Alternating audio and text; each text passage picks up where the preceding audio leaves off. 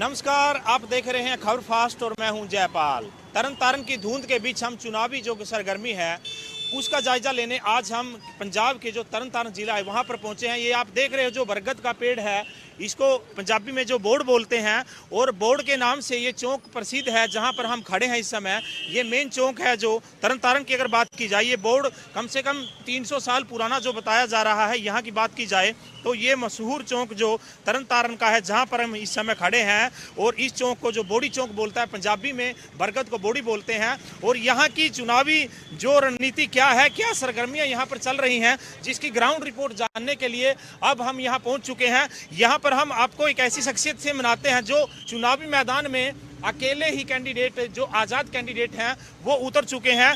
किस लिए वो चुनावी मैदान में उतरे हैं, क्या कुछ उनकी रणनीति है, उनसे बातचीत कर लेते हैं कि क्या उनका एजेंडा है। सर, स्वागत है खबर फास्ट में। हाँ, नमस्कार। सबसे नमस्कार करते हैं हम परमात्मा की। हम विजय कुमार तरनतारन से चोन लड़ना चाहते हैं। हम सबके लिए हैं, सब गरीबों के लिए चोन लड़ेंगे। किसी को कोई तंगी नहीं आने देंगे, क्योंकि जो भी जहाँ तक जीतता है किसी की कोई बात नहीं सुनता। हम तो सब लोग जो बड़े बड़े मिनिस्टर आते हैं वो भी जीत कर चले जाते हैं, छोटे भी चले जाते हैं जीत कर। जो लोग किसी की बात नहीं सुनते, इसलिए हम चोन मैदान में आए हैं। तो विजय जी, जो और पार्टियां हैं, राजनीतिक दल हैं, राष्ट्रीय हैं या स्टेट के हैं, तो उन पे विश्वास नहीं था आपको? हमको किसी पर विश्वास नहीं, ना कोई काम करता। हमारे जो नजदीक जो एमसी, जो भी एमएलए वगैरह जीत कर जाए, जिनके पास जाते हैं कोई नहीं मिलता। ये कौन सी राजनीति है? जब कोई जाता है काम करने के लिए, कोई मिलने के लिए जाता है, कोई नहीं, किसी की बात नहीं सुनते। बिजनेस की अगर बात की, क्या काम धंधा करते हो? हम ऑटो चलाते हैं, ऑटो चालक तरनतारन से टेम्पू चलाते हैं। हमको किसी पर विश्वास नहीं, हमको अपने सिर्फ जे अपने दिमाग पर विश्वास है, और किसी से हम भरोसा नहीं करेंगे। तो आप एक ऑटो चलाते हो और चुनावी मैदान में आप उतरे हो, आपको पता है खर्चा कितना होगा? कोई भी जितना मर्जी खर्चा हो, हमारे कोई पता खर्चा नहीं है। हमारे पीछे जिसने जो लगाना लगा लो। हमारे पास जो खर्चा है हमने कोर्ट में फाइनल कर दिया है। इससे अलावा हमारे पास कुछ नहीं है, सिर्फ एक है, तो इन सब लोगों का सहयोग है, चाहे कोई गरीब है चाहे कोई अमीर है। बहुत बहुत धन्यवाद। Thank you sir. तो ये थे एक ऑटो चालक जो चुनावी मैदान में उतरे हैं। हाल फिलहाल में इनके पास कोई इतना बंदोबस्त नहीं है, और जो यहाँ के निवासी हैं उनसे बातचीत करते हैं। क्या चुनाव का माहौल है? पंजाब का माहौल चल तो आपको पता ही है जैसे चल रहा है। और जी बेरोजगारी खत्म हो, एक सड़क सुड़क वधिया होनी चाहिए, महंगाई घटनी चाहिए। तो आइए कुछ और यहाँ के नागरिक हैं, उनसे बातचीत कर लेते हैं। क्या यहाँ का माहौल है, क्या कुछ आबो हवा है, और किस तरफ रुझान है, क्या कुछ यहाँ के एजेंडे हैं, बातचीत कर लेते हैं। यहाँ के कुछ जो बासिंदे हैं उनसे। सर, क्या नाम है? कवलजीत सिंह, तो रिटायर पुलिस अफसर मैं। अच्छा, तो किदां दा माहौल इत्थे तरनतार दा चलदा पिया? क्या केड़ी समस्या ने इत्थे, अगर उन्हां दी बात की? माहौल ठीक है जी, झाड़ू वाले ही है, दुनिया चलन रही है, झाड़ू वाले ही सिस्टम खत्म है। हाँ जी, हाँ जी। तो बाकी पार्टियां तो फेल हो गई समझ लो। अच्छा, हाँ जी, ज्यादा आपका आम तो चलन रहा, सारे पिंडां च एकदम हड़ आया पिया, आम झाड़ू होण रही है। तो मेन एजेंडा की समस्या तरनतारन अगर विधान सभा की गल की जाए? ਵੇਖੋ ਜੀ, ਸਮੱਸਿਆ ਹੀ 15-20 ਸਾਲ ਤੋਂ ਸਮੱਸਿਆ ਤੁਰਦੀ ਆਈ ਆ। ਇੱਥੇ ਕੋਈ ਵੀ ਸਮੱਸਿਆ ਹੱਲ ਨਹੀਂ ਹੋਈ। ਇੱਥੇ ਲੋਕ ਬੇਰੁਜ਼ਗਾਰ ਤੁਰੇ ਫਿਰਦੇ ਆ, ਕਿਸੇ ਨੂੰ ਕੋਈ ਰੁਜ਼ਗਾਰ ਨਹੀਂ ਮਿਲਣ ਡਿਆ, ਤੇ ਇਹ ਪਾਰਟੀਆਂ ਨੇ ਝੂਠੇ ਲਾਰੇ ਲਾ ਕੇ ਲੋਕਾਂ ਨੂੰ ਗੁੰਮਰਾਹ ਕਰਕੇ ਤੇ ਵੋਟਾਂ ਲੈ ਲੈਂਦੇ ਆ। ਉਸ ਤੋਂ ਬਾਅਦ 5 ਸਾਲ ਇਹ ਕਿਸੇ ਨੂੰ ਪੁੱਛਦੇ ਵੀ ਨਹੀਂ ਵੀ ਤੁਹਾਨੂੰ ਕੀ ਸਮੱਸਿਆ ਜਾਂ ਕੀ ਨਹੀਂ ਸਮੱਸਿਆ। ਸਿਰਫ ਵੋਟਾਂ ਲੈਣ ਤੱਕ ਇਹਨਾਂ ਦਾ ਮਤਲਬ ਹੈ ਵੀ ਸਾਨੂੰ ਵੋਟਾਂ ਚਾਹੀਦੀਆਂ। ਸਿਰਫ ਇਹਨਾਂ ਨੂੰ ਵੋਟਾਂ ਦੀ ਸਮੱਸਿਆ, ਇਹਨਾਂ ਨੂੰ ਵੋਟਾਂ ਨਾਲ ਮਤਲਬ ਆ, ਇਹਨਾਂ ਨੂੰ ਪਬਲਿਕ ਨਾਲ ਕੋਈ ਮਤਲਬ ਨਹੀਂਗਾ।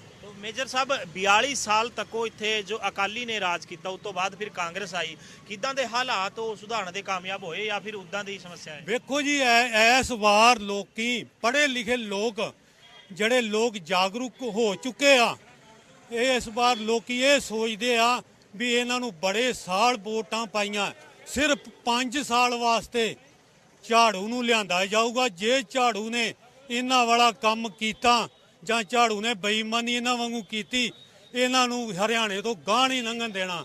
ਸਿਰਫ ਲੋਕਾਂ ਨੇ ਇੱਕੋ ਹੀ ਧਾਰਿਆ ਹੋਇਆ, ਜਿਹੜਾ ਸਾਡੇ ਪੰਜਾਬ 'ਚ ਕੰਮ ਕਰੂਗਾ ਸਿਰਫ ਵੋਟਾਂ ਉਹਨੂੰ ਪੈਣਗੀਆਂ, ਲਾਰੇ ਵਾਲੇ ਬੰਦੇ ਨੂੰ ਵੋਟ ਨਹੀਂ ਪਾਊਗੀ ਇੱਥੇ।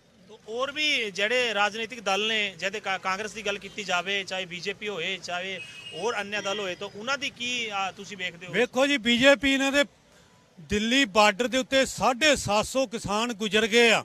ਉਹਨਾਂ ਇੱਕ ਵਾਰ ਬਾਤ ਨਹੀਂ ਕਿਸੇ ਦੀ ਪੁੱਛੀ, ਤੇ ਅੱਜ ਕਿਹੜੇ ਮੂੰਹ ਨਾਲ ਪੰਜਾਬ ਦੇ ਵਿੱਚ ਵੋਟਾਂ ਮੰਗਣ ਡਏ ਆ। ਮੈਂ ਇਹ ਪੁੱਛਣਾ ਚਾਹੁੰਦਾ ਵੀ ਇਹ ਕੀ ਕਹਿਣਗੇ ਆਣ ਕੇ, ਕੀ ਲੋਕਾਂ ਨੂੰ ਸੁਝਾਅ ਦੇਣਗੇ ਵੀ ਕੀ ਅਸੀਂ ਆਪਣੇ ਦੇਸ਼ ਵਾਸਤੇ, ਆਪਣੇ ਪੰਜਾਬ ਵਾਸਤੇ ਕੀਤਾ।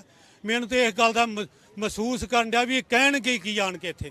तो मेजर साहब एक पंजाब जी ਜਿਹੜੀ ਵੱਡੀ ਸਮੱਸਿਆ ਹੈ ਜਿਹਨੂੰ ਲੈ ਕੇ ਹਰ ਸਮੇਂ ਜੋ ਰਾਜਨੀਤੀ ਚੱਲਦੀ ਰਹਿੰਦੀ ਹੈ ਚਾਹੇ ਉਹ ਨਸ਼ੇ ਦੀ ਗੱਲ ਕੀਤੀ ਜਾਵੇ ਜਾਂ ਫਿਰ ਹੋਰ ਕੋਈ ਮਸਲੇ ਦੀ ਤਾਂ ਨਸ਼ੇ ਨੂੰ ਲੈ ਕੇ ਕੀ ਤੁਹਾਡੀ ਸੋਚ ਹੈ ਕਿ ਆਪ ਪਾਰਟੀ ਉਹਨਾਂ ਨੂੰ ਮਤਲਬ ਕਿ ਵੇਖੋ ਜੀ ਨਸ਼ਾ ਜਿੰਨਾ ਚਿਰ ਸਾਡੇ ਪੰਜਾਬ ਦਾ ਮੁੱਖ ਮੰਤਰੀ ਉੱਤੋਂ ਸਖਤਾਈ ਨਹੀਂ ਕਰੂਗਾ ਉਨਾ ਚਿਰ ਨਸ਼ਾ ਨਹੀਂ ਮੁਕਤ ਹੋਊਗਾ। ਇਹ ਨਸ਼ਾ ਸ਼ਰੇਆਮ ਬਾਜ਼ਾਰਾਂ ਦੇ ਵਿੱਚ ਤੁਰਿਆ ਫਿਰਦਾ ਲੋਕ ਵੇਚਣ ਡਏ ਆ। ਹਰ ਇੱਕ ਸ਼ਹਿਰ ਦੇ ਵਿੱਚ ਹਰ ਇੱਕ ਪਿੰਡ ਦੇ ਵਿੱਚ ਕੈਪਟਨ ਸਾਹਿਬ ਨੇ ਕਿਹਾ ਸੀ ਵੀ ਮੈਂ ਨਸ਼ੇ ਦਾ ਲੱਕ ਤੋੜ ਦਾਂਗਾ। ਲੱਕ ਛੱਡ ਕੇ ਉਹਨੇ ਦੇ ਇੱਕ ਪੁੜੀ ਵੀ ਨਹੀਂ ਤੋੜੀ ਇੱਥੋਂ ਵੀ ਪੁੜੀਆਂ ਬੰਦ ਲੋਕ ਵੇਚਣ ਡਏ ਆ। ਇਹਨੇ ਕਿਸੇ ਦੀ ਚੀਜ਼ ਹੀ ਨਹੀਂ ਤੋੜੀ। ਇਹਨੇ ਕੋਈ ਕਾਰਵਾਈ ਨਹੀਂ ਕੀਤੀ ਪੰਜਾਬ ਦੇ ਵਿੱਚ ਵੀ ਨਸ਼ਾ ਖਤਮ। ਇਹਨਾਂ ਗਰੀਬੀ ਲਿਆਉਣਗੇ ਤੇ ਗਰੀਬੀ ਵਾਸਤੇ ਸੋਚਦੇ ਆ ਵੀ ਲੋਕੀ 2-2 ਹਜ਼ਾਰ ਤੇ ਸਾਨੂੰ ਵੋਟਾਂ ਪਾ ਦੇਣਗੇ ਤੇ ਅਸੀਂ ਆਉਣ वाली सरकार बना लांगे। पर लोग सियाने हो चुके हैं। तो बिल्कुल इनका कहना है कि लोग हैं वो जागरूक हो चुके हैं। शिक्षा के स्तर में अगर बात की जाए तो तरन तारण में काफ़ी अच्छा शिक्षा का स्तर है और यहाँ के निवासी हैं उनसे बातचीत करते हैं। मैं हाँ पुत पंजाब दा पंजाबी यारा करे पंजाब तरक्कियां मेरा इहो ही नारा। वाह। मैं हाँ पुत पंजाब दा पंजाबी यारा करे पंजाब तरक्कियां मेरा इहो ही नारा। अज तक इस पंजाब दे जो नेता आए मार मार के ठगियां उन्हें घर बनाए लुट के खा गए कीता पंजाब घसियारा। मैं हाँ पुत पंजाब दा पंजाबी यारा करे पंजाब तरक्कियां मेरा इहो ही नारा। बहुत बहुत आपने जो लाइनें बोली हैं थोड़े से ही जो संदेश इतना बड़ा जो 2-3 लाइनों में आपने इतना बड़ा संदेश दिया तो और आगे इस समस्या की बात करेंगे। अगर तरन तारण की तो बाबा जी की कुछ समस्या तो लगती है जो मेन बेरोजगारी की शिक्षा दी या कोई सब स्वास्थ्य तो दी, सबसे वड्डी बड़ी समस्या करप्शन आ जी। ਜਿਹੜੀ ਵੀ ਪਾਰਟੀ ਆਉਂਦੀ ਆ ਉਹ ਸਾਰੇ ਸਾਧਨਾਂ ਤੇ ਕਬਜ਼ਾ ਕਰਦੀ ਆ। ਪੰਜਾਬ ਦੇ ਸਾਧਨ ਕਬਜ਼ਾ ਕਰਕੇ ਆਪਣੇ ਘਰਾਂ ਨੂੰ ਲੈ ਜਾਂਦੇ ਆ। ਜਿਹੜਾ ਪੰਜਾਬ ਦੀ ਆਮਦਨ ਆਉਣੀ ਆ ਟੈਕਸਾਂ ਤੋਂ ਉਹ ਆਪਣੇ ਘਰਾਂ 'ਚ ਖਾ ਜਾਂਦੇ ਆ ਤੇ ਪੰਜਾਬ ਦਾ ਵਿਸਤਾਰ ਨਹੀਂ ਹੁੰਦਾ। ਪੰਜਾਬ ਦੇ ਲੋਕਾਂ ਨੂੰ ਰੁਜ਼ਗਾਰ नहीं मिलता। ये अकेली समस्या तरनतारन की नहीं है, सारे पंजाब की समस्या है। जो भी जहाँ डेवलपमेंट का काम है, जहाँ नशे का काम है, जहाँ और कोई मुद्दे ले लें जिससे पंजाब से विकास होना है वो उन मुद्दों की ओर ध्यान नहीं दिया जाता। ਸਮੱਸਿਆ ਆਜ਼ਾਦੀ ਤੋਂ ਮਗਰੋਂ ਕੁੱਲ ਦੇਸ਼ ਦੀ ਸਮੱਸਿਆ ਆ। ਜਿਹੜੀ ਦੇਸ਼ ਦੀ ਸਮੱਸਿਆ ਆ ਉਹ ਮੁੱਖ ਇਹ ਆ ਇੱਕ ਤਾਂ ਰੁਜ਼ਗਾਰ ਦੀ ਜਿੰਨੀ ਲੋਕਾਂ ਨੂੰ ਉਮੀਦ ਸੀ ਪਿਛਲੇ 20-25 ਸਾਲ ਤੋਂ ਰੁਜ਼ਗਾਰ ਘਟ ਗਿਆ। 70 ਆਜ਼ਾਦੀ ਤੋਂ ਮਗਰੋਂ 80 ਤੱਕ ਤਾਂ ਰੁਜ਼ਗਾਰ ਵਧੇ। ਸਰਕਾਰੀ ਜਿਹੜੇ ਸਕੂਲ ਆ ਸਰਕਾਰੀ ਅਦਾਰੇ ਜਿਹੜੇ ਉਹਨਾਂ 'ਚ ਵੱਧ ਤੋਂ ਵੱਧ ਵਾਧਾ ਹੋਇਆ। ਪਰ 80 ਤੋਂ ਬਾਅਦ ਸਥਿਤੀ ਇਹ ਬਣ ਗਈ ਆ ਕਿ ਪਾਪੂਲੇਸ਼ਨ ਤਾਂ ਵਧੀ ਪਰ ਜਿਸ ਢੰਗ ਦੇ ਨਾਲ ਵਿਦਿਅਕ ਸੰਸਥਾਵਾਂ ਵਧਣੀਆਂ ਚਾਹੀਦੀਆਂ ਸੀ ਜਿਸ ਢੰਗ ਨਾਲ ਹੋਰ ਸਰਕਾਰੀ ਅਦਾਰੇ ਵਧਣੇ ਚਾਹੀਦੇ ਸੀਗੇ ਉਹ ਨਾ ਤਾਂ ਵਧੇ ਨਾ ਸਰਕਾਰ ਨੇ ਜ਼ਿੰਮੇਵਾਰੀ ਚੁੱਕੀ ਕਿ ਲੋਕਾਂ ਦੀ ਸਿਹਤ ਤੇ ਲੋਕਾਂ ਦੀ ਜਿਹੜਾ ਲੋਕਾਂ ਦਾ ਮੁੱਖ ਖਰਚਾ ਆ ਉਹ ਸਰਕਾਰੀ ਅਦਾਰੇ ਪੂਰੀ ਕਰ ਸਕਣ। ਸਾਡਾ ਦੇਸ਼ ਇੱਕ ਗਰੀਬ ਦੇਸ਼ ਆ। ਹਰ ਬੰਦੇ ਕੋਲ ਇੰਨੇ ਪੈਸੇ ਨਹੀਂ ਕਿ ਵਿੱਦਿਆ ਦੇਣ ਦੇ ਲਈ ਉਹ ਪ੍ਰਾਈਵੇਟ ਵਿਦਿਅਕ ਸੰਸਥਾਵਾਂ ਦੇ ਵਿੱਚ ਆਪਣੇ ਬੱਚਿਆਂ ਨੂੰ ਪੜ੍ਹਾਵੇ। ਸਾਡੇ ਤਰਨਤਾਰਨ ਦੀ ਸਥਿਤੀ ਇਸ ਵੇਲੇ ਇਹ ਬਣੀ ਪਈ ਆ ਕਿ ਜਿਹੜੇ ਸਪੈਸ਼ਲਿਸਟ ਜਿੰਨੇ ਚਾਹੀਦੇ ਆ ਉਹਨੇ ਸਪੈਸ਼ਲਿਸਟ ਨਹੀਂ ਹੈਗੇ। ਵੱਡੇ ਗਿਣਤੀ ਦੇ ਵਿੱਚ ਜਿਹੜੇ ਮਰੀਜ਼ ਆ ਉਹਨਾਂ ਨੂੰ ਅੰਮ੍ਰਿਤਸਰ ਦੇ ਵਿੱਚ ਰੈਫਰ ਕਰਨਾ ਪੈਂਦਾ। ਇਹ ਚੀਜ਼ਾਂ ਨੂੰ ਸਰਕਾਰ ਨੂੰ ਆਪਣੇ ਹੱਥ ਲੈਣਾ ਚਾਹੀਦਾ। ਵਿਦਿਅਕ ਸੰਸਥਾਵਾਂ ਨੂੰ ਵਧੀਆ ਬਣਾਉਣਾ ਚਾਹੀਦਾ। सफाई को लेकर हो सरकारी सेवाओं को लेकर उनमें किस तरह से जो लोगों को परेशानी है ਜਿਹੜੀ ਕਰਪਸ਼ਨ ਆ ਉਹ ਸਰਕਾਰੀ ਅਦਾਰਿਆਂ ਦੇ ਵਿੱਚ ਖਾਸ ਕਰ ਤਹਿਸੀਲਾਂ ਦੇ ਵਿੱਚ ਵੱਡੀ ਪੱਧਰ ਤੇ ਕਰਪਸ਼ਨ ਹੋ ਰਹੀ ਆ। ਕੋਈ ਵੀ ਸਿਆਸੀ ਪਾਰਟੀ ਉਸ ਕਰਪਸ਼ਨ ਨੂੰ ਦੂਰ ਨਹੀਂ ਕਰ ਸਕੀ।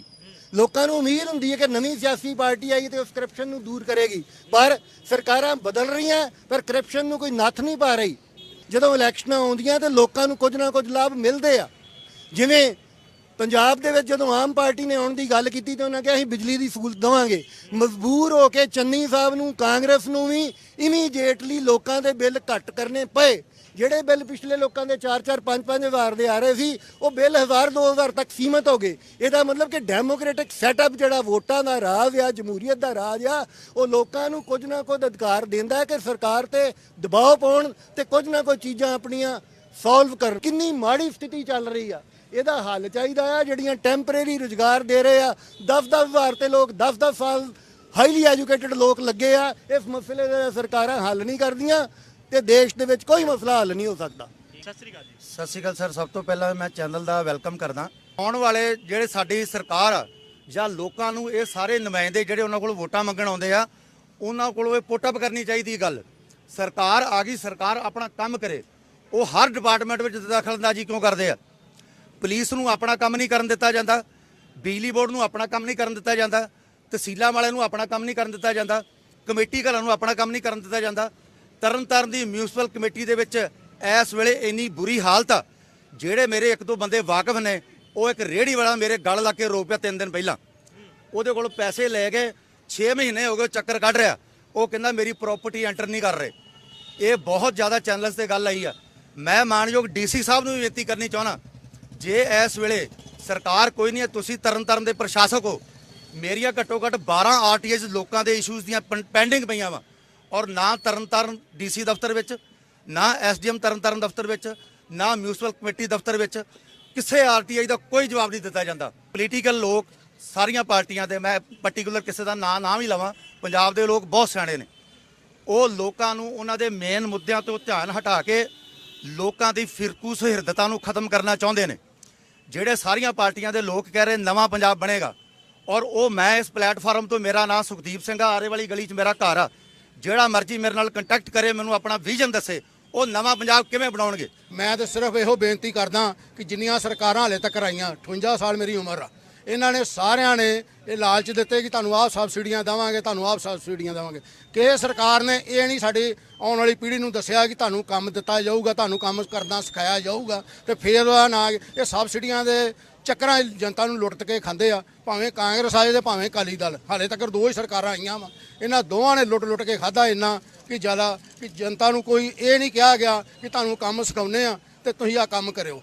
ਸਾਡੀ ਜਿਹੜੀ ਆਉਣ ਵਾਲੀ ਪੀੜ੍ਹੀ ਆ ਬਾਹਰ ਜਾਣ ਦੀ ਆ। ਮੈਂ ਤਾਂ ਪਬਲਿਕ ਨੂੰ ਇਹ ਕਹਿਣਾ ਕਿ ਜਦੋਂ ਇਹ ਆਉਣ, ਇਹਨਾਂ ਨੂੰ ਕਹੋ ਕਿ ਸਾਨੂੰ ਚੰਗਾ ਰਾਜ ਦਿਓ, ਨਾ ਕਿ ਉਹਦਾ ਨਾ ਕਿ ਇਹਨਾਂ ਕੋਲ ਪੈਸੇ ਮੰਗੋ, ਨਾ ਕੋਈ ਉਹਦਾ ਨਾ ਕਿ ਇਹਨਾਂ ਨੂੰ ਕਹੋ ਕਿ ਸਾਡੇ ਬਰਾਦਰੀ ਦੇ ਭਾਂਡੇ ਬਣਾ ਦਿਓ ਜਾਂ ਸਾਡਾ ਮੰਦਿਰ ਬਣਾ ਦਿਓ ਜਾਂ ਗੁਰਦੁਆਰਾ ਬਣਾ ਦਿਓ।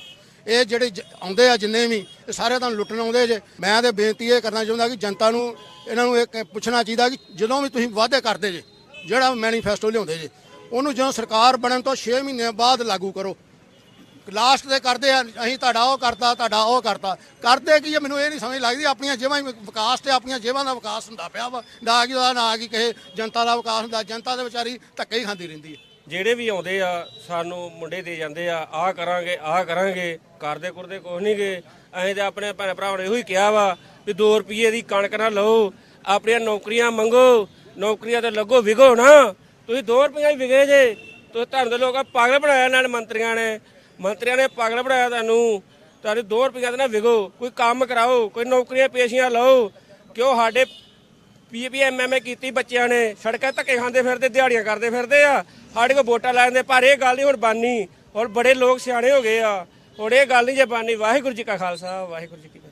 ये यहाँ के स्थानीय जो लोग हैं, इनके मेन एजेंडे की अगर बात की जाए तो स्वास्थ्य को लेकर है। सबसे बड़ी समस्या जो बेरोजगारी को लेकर है। जो युवा हैं वो पंजाब से विदेश जा रहे हैं। कहीं ना कहीं इनका सरकार से भी सवाल है कि जो सरकारें रही हैं या फिर जो सत्ता में आएंगी कि युवाओं के लिए क्या कुछ सरकार नीति लेके आएगी। ये सबसे बड़ा चुनावी जो एजेंडा रहेगा। इसी कड़ी में हम पंजाब के और जिलों में भी ग्राउंड रिपोर्ट तैयार करेंगे। फिलहाल तरन तारण से कैमरामैन रिंकू के साथ जयपाल, रसूलपुर।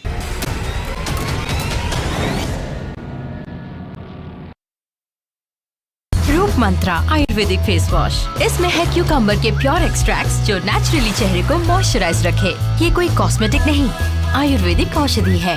टानिको का कफ सिरप तुलसी, वसा, यस्ती मधु, पिपली के गुणों से भरपूर, जो खांसी पर करे तुरंत असर, ताकि बदलते मौसम के साथ आप न बदलें।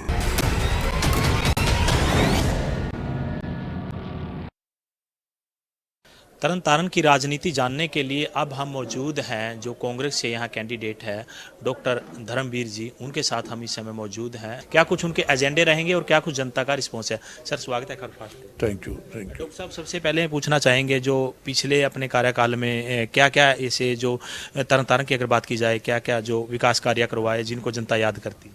जहाँ तक विकास का काम है, क्योंकि कुछ कोविड की वजह से नुकसान हो गया कि कोविड से 1 साल बंद रहा काम। सरकार के पास जो पैसे विकास के लिए देने थे वो उनके लिए मरीजों के खर्चे के लिए और उनके खाने पीने के लिए खर्च करते रहे, पर फिर भी बहुत सारा विकास हुआ है। साहब, राज्य में जो आपकी सरकार थी पिछले कांग्रेस के काल की अगर बात की जाए तो फिलहाल स्वास्थ्य व्यवस्था को लेकर क्या कुछ तरन तारण को विशेष रूप से आपकी सरकार आने के बाद क्या कुछ उपलब्धि जो मिलने वाली है? देखो, सरकार के बाद बहुत बड़ी उपलब्धि थी। जच्चा बच्चा का जो वार्ड बना है, 100 बेड का वार्ड है, और उसमें ऑक्सीजन की कमी रहती थी हमेशा ही। अब कोविड के दिनों में दिल्ली से मरीज जो होते पंजाब में आते थे ऑक्सीजन की वजह से, हमारे तरनतारन में ऑक्सीजन का हमने यूनिट लगाया है, जिससे कभी वैसे भी कोविड के टाइम पर भी तरनतारन में ऑक्सीजन की कमी नहीं आने दी। सब युवाओं के रोजगार को लेकर सबसे बड़ा एजेंडा पंजाब में नशे के बाद कहें तो दूसरा जो एजेंडा मेन है युवाओं के रोजगार को लेकर, जिसकी वजह से युवा हजारों की संख्या में, लाखों की संख्या में जो विदेश में जाते हैं, उसको लेकर क्या कुछ प्लानिंग सरकार के द्वारा जो आगे रहेगी? देखो, ये आपकी बात बिल्कुल ठीक है। अनएम्प्लॉयमेंट बहुत ज़्यादा है, खास करके हमारे बॉर्डर बेल्ट में। आज पंजाब में खास करके बॉर्डर बेल्ट तरनतारन अमृतसर में कोई ऐसा स्कूल नहीं है जहाँ कोई टीचर की कमी हो, और बच्चों की इनरोलमेंट भी बहुत बड़ी है। और आने वाले समय ਦੇ ਵਿੱਚ जो हमारा जो बॉर्डर का एरिया है, बच्चे अच्छे पढ़ लिख के बाहर जाएंगे। मुश्किल ये थी कि जहाँ पर अनएम्प्लॉयमेंट होने की वजह से बच्चे, जिसने +2 की वो आईलेट करके बाहर जाता था, और उससे भी हमें काफ़ी नुकसान होता था, हमारे देश को भी, हमारे समाज को भी। एक लड़का अगर बाहर चला गया तो बड़ी मुश्किल थी। पर अब आने वाले समय में कुछ ऐसा है, जब हमारी सरकार बनेगी कोई इंडस्ट्री लेकर आएंगे बॉर्डर बेल्ट। अब हम अगले विधायक के पास आए हैं जो तरन तारण से बीजेपी की तरफ से चुनावी मैदान में उतरे हैं। उनसे बातचीत कर लेते हैं। नवरीत सिंह जी हैं, उनसे पूछते हैं कि क्या कुछ उनके चुनावी एजेंडे हैं, किस चीज़ को लेकर वो जो चुनावी मैदान में उतरे हैं। पूरी बातचीत के लिए हमारे साथ मौजूद हैं बीजेपी के कैंडिडेट नवरीत सिंह जी। स्वागत है आपका खबरफास्ट। ਸਭ ਤੋਂ ਪਹਿਲਾਂ ਮੈਂ ਖਬਰਫਾਸਟ ਪੰਜਾਬ ਦਾ ਤੁਹਾਡਾ ਬਹੁਤ ਧੰਨਵਾਦੀ ਹਾਂ ਕਿ ਤੁਸੀਂ ਆਪਣਾ ਕੀਮਤੀ ਸਮਾਂ ਕੱਢ ਕੇ ਇੱਥੇ ਸਾਡੇ ਕੋਲ ਤਰਨਤਾਰਨ ਆਏ ਜੇ। ਤੁਸੀਂ ਮੁੱਦਿਆਂ ਦੀ ਗੱਲ ਕੀਤੀ ਆ, ਮੁੱਦੇ ਬਹੁਤ ਜ਼ਿਆਦਾ ਨੇ, ਸਾਰੇ ਪੰਜਾਬ ਦੇ ਵਿੱਚ ਬਹੁਤ ਮੁੱਦੇ ਨੇ, ਪਰ ਮੈਂ ਤੇ ਆਪਣੇ ਇਸ ਹਲਕੇ ਦੀ ਗੱਲ ਕਰਾਂਗਾ, ਤਰਨਤਾਰਨ ਕੌਂਸਟੀਚੁਐਂਸੀ ਦੀ ਗੱਲ ਕਰਾਂਗਾ। ਇੱਥੇ ਬੇਰੁਜ਼ਗਾਰੀ ਦਾ ਮੁੱਦਾ ਬਹੁਤ ਵੱਡਾ ਮੁੱਦਾ ਵਾ ਜੀ, ਇੱਥੇ ਐਜੂਕੇਸ਼ਨ ਦਾ ਮੁੱਦਾ ਵਾ, ਇੱਥੇ ਹੈਲਥ ਦਾ ਮੁੱਦਾ ਵਾ। ਪਰ ਜੇ ਮੈਂ ਸਾਰਿਆਂ ਮੁੱਦਿਆਂ ਤੋਂ ਘਾਤਕ ਤੇ ਖਤਰਨਾਕ ਜਿਹੜਾ ਸਾਡੀ ਆਉਣ ਵਾਲੀ ਪੀੜ੍ਹੀ ਲਈ ਬਹੁਤ ਖਤਰਨਾਕ ਮੁੱਦਾ ਉਹ ਵਾ ਨਸ਼ਿਆਂ ਦਾ ਮੁੱਦਾ।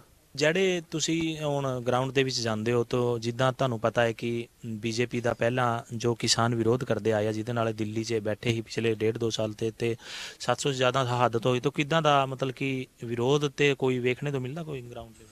ਵੇਖੋ ਜੀ, ਇਹ ਜ਼ਿਆਦਾ ਜਿਹੜਾ ਸੀਗਾ ਸਰਕਾਰਾਂ ਦਾ ਫੈਲਾਇਆ ਹੋਇਆ ਸਾਰਾ ਤੰਤਰ ਸੀਗਾ। ਇਹਦੇ ਪਿੱਛੇ ਕਾਂਗਰਸ ਸੀਗੀ, ਇਹਦੇ ਪਿੱਛੇ ਜਿੰਨੀਆਂ ਵੀ ਐਂਟੀ ਬੀਜੇਪੀ ਸਰਕਾਰਾਂ ਨੇ, ਐਂਟੀ ਮੋਦੀ ਸਰਕਾਰਾਂ ਨੇ, ਉਹਨਾਂ ਨੇ ਲੋਕਾਂ ਨੂੰ ਗੁੰਮਰਾਹ ਕੀਤਾ, ਔਰ ਉਹਨਾਂ ਨੂੰ ਜੋ ਬਿੱਲਾਂ ਬਾਰੇ ਗੱਲ ਸੀਗੀ ਉਹਨਾਂ ਨੂੰ ਸਮਝ ਨਹੀਂ ਆਉਣ ਦਿੱਤੀ ਗੱਲ। ਖੈਰ ਖੀਰ ਤੇ ਆ ਕੇ ਮੋਦੀ ਸਾਹਿਬ ਨੇ ਉਸ ਚੀਜ਼ ਨੂੰ, ਕਿਉਂਕਿ ਜ਼ਿਆਦਾ ਟੈਨਸ਼ਨ ਬਣ ਰਹੀ ਸੀ, ਤੇ ਉਹਨਾਂ ਨੇ ਆਖਿਆ ਮੈਂ ਸਮਝਾ नहीं पाया, सो सॉरी, मैं अपने बिल वापस लेना। बेरोजगारी के बारे में जो अक्सर कहा जाता है कि पंजाब के युवा हैं ज़्यादातर विदेश में जाते हैं, उसके बारे में क्या कुछ प्लान आपने सोचा? ਪਲਾਨ ਇੱਥੇ ਜਿਹੜਾ ਜਦੋਂ ਬੀਜੇਪੀ ਸਰਕਾਰ ਆ ਰਹੀ ਜਿਹੜੀ ਇਸ ਵੇਲੇ, ਜੋ ਲੋਕਾਂ ਦਾ ਜਿੰਨਾ ਮਾਨਿਆ ਕਿ ਭਾਜਪਾ ਦੀ ਸਰਕਾਰ ਆਵੇ, ਵੇਖੋ ਗਵਰਨਮੈਂਟ ਜੌਬ ਜਿਹੜੀਆਂ ਵਾ ਉਹ ਕ੍ਰੀਏਟ ਕਰਨੀਆਂ ਥੋੜਾ ਮੁਸ਼ਕਲ ਹੁੰਦੀਆਂ, ਪਰ ਉਹ ਵੀ ਲਿਆਂਦੀਆਂ ਜਾਣਗੀਆਂ ਜਿੰਨੀਆਂ ਮੈਕਸਿਮਮ ਲਿਆਂਦੀਆਂ ਜਾ ਸਕਦੀਆਂ। ਔਰ ਪ੍ਰਾਈਵੇਟ ਇੱਥੇ ਇੰਡਸਟਰੀ ਆਵੇ, ਇੱਥੇ ਵਪਾਰੀ ਆਵੇ ਬਾਹਰੋਂ, ਇੱਥੇ ਫੈਕਟਰੀਆਂ ਲੱਗਣ ਵੱਡੀਆਂ ਵੱਡੀਆਂ, ਹੈ ਨਾ, ਕਾਰਖਾਨੇ ਲੱਗਣ ਸਾਡੇ ਇੱਥੇ। ਤੇ ਉਹਦੇ ਨਾਲ ਜਿਹੜੀ ਆ ਜਦੋਂ ਬੀਜੇਪੀ ਸਰਕਾਰ ਆਏਗੀ ਤੇ ਇਸ ਤਰ੍ਹਾਂ ਦੀ ਬਹੁਤ ਹੋਰ ਲੋਕ ਇੱਥੇ ਆਉਣਗੇ, ਸਰਮਾਏਦਾਰ ਆਉਣਗੇ ਜਿਹੜੇ ਆਪਣੇ ਕਾਰੋਬਾਰ ਇੱਥੇ ਖੋਲਣਗੇ, ਤੇ ਉਹਦੇ ਨਾਲ ਫਿਰ ਇੱਥੇ ਜਿਹੜਾ ਬੇਰੁਜ਼ਗਾਰੀ ਦਾ ਮਸਲਾ ਕਾਫੀ ਵੱਡੇ ਲੈਵਲ तक जो मैंने आस है कि वो घटेगा। नशे का जो है चिट्टा जिसको हम बोलते हैं आपकी भाषा में, तो उसका बहुत बड़ा यहाँ पे देखने को मिला, उसके लिए क्या कुछ कर?